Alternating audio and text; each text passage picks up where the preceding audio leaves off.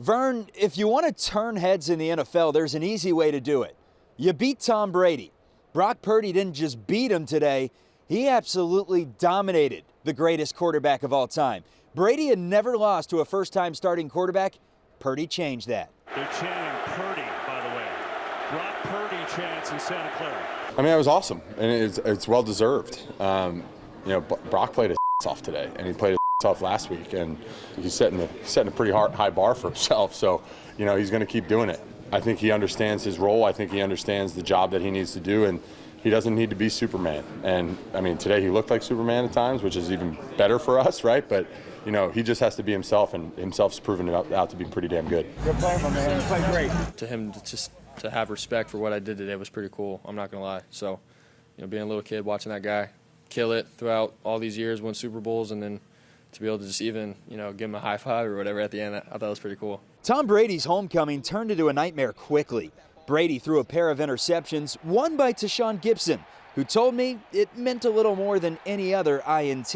Everybody grew up watching Tom Brady. Obviously, he is the GOAT. So, to have that to the collection, I was telling Huff earlier, like, man, that's the one guy that I haven't got. Like, I got some GOATs, man. I've been around a long time, so, but I never had Tom, man. I played him many times, obviously, so today was special, especially with the victory. When you take down Tom Brady, you have to get a little something for the man cave. There's 49ers wide receiver Jawan Jennings getting Brady's autograph after the game, but Dre Greenlaw took it a step further, tormenting Tom after the game. Yeah, I went like a little fan. I went like a little fangirl, I tried to soothe him up, make him feel better. So I was like, man, yeah, you the greatest ever, man, all that good stuff. But he is. He was like, yeah, I appreciate it, man, good job and stuff.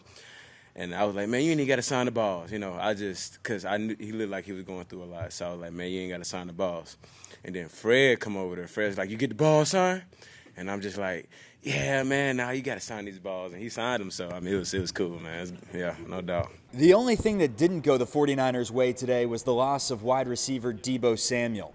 But the 49ers are holding out hope that he could be ready to go for the playoffs. I'm sad for him. It sucks to see one of your brothers go down like that. And obviously he knew the gravity of the situation. And I want to be there for him. What were his emotions like at halftime? I mean, it's Deebo. I'm not going to give you too much, so. And for more reaction on the 49ers' 35-7 win over the Buccaneers, a game that they dominated, we bring in Cam Inman from the Bay Area News Group. Brock Purdy, in his first career start, does what no other first career starter has done at quarterback position, and that's take down Tom Brady. Looked very impressive doing it. What stood out most in terms of Brock Purdy's play? I would just guess how well he kind of came in under control. Although the first snap of the game and he audibles and he gets sacked and you're just going, oh my gosh, this kid is in over his head. Welcome to the NFL. And then the penalty flag comes and you go, oh, this is a side that the Lady Luck's on, the 49ers, and his side. And then he leads them downfield. They get a touchdown on their opening drive. They get 3 touchdowns in that second quarter.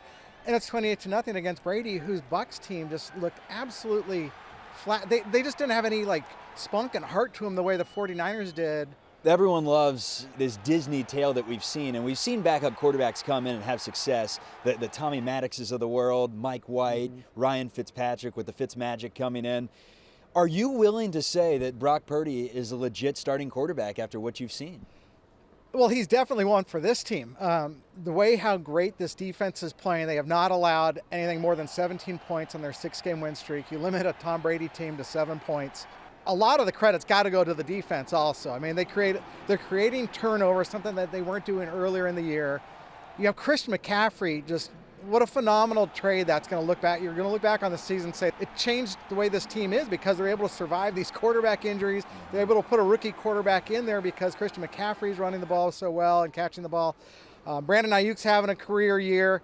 Deebo Samuel, he leaves with a high ankle sprain. It's concerning the fact that it wasn't a fracture. That's hopeful that he can come back in a couple of weeks. But really, it's the team around Brock, and they've insulated him so well with talent where it really isn't all on Brock. You mentioned how good Christian McCaffrey's been playing, and the 49ers were 3-4 at one point. They brought in McCaffrey before that Chiefs game, but let's throw that one out because he didn't have time to prep.